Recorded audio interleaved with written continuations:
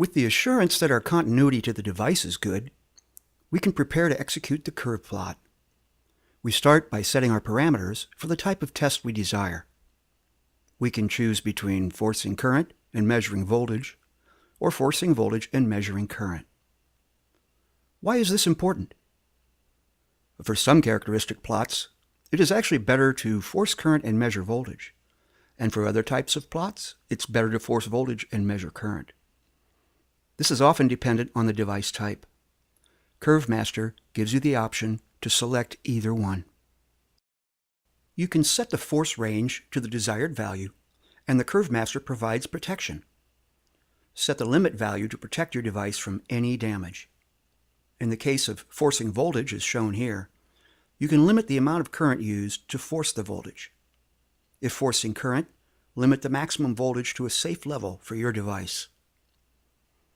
For the force parameters, you set the range from minimum to maximum, and then the resolution, or delta. This is the size of steps between each measurement, and the total number of steps is shown for you. The finer the resolution, the more measurements per pin, and so the longer the test time.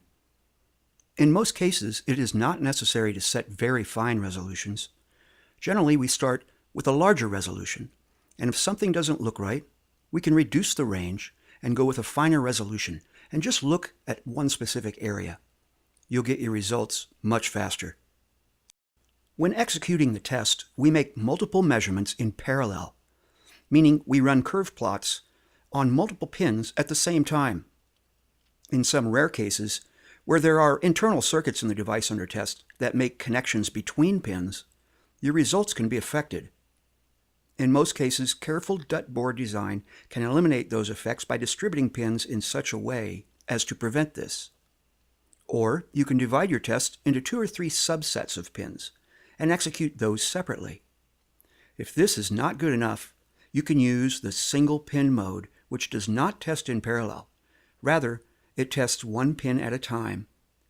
Naturally, this will increase the test time, but you have a guarantee that only one pin is measured at a time. This concludes the IV curve plot setup.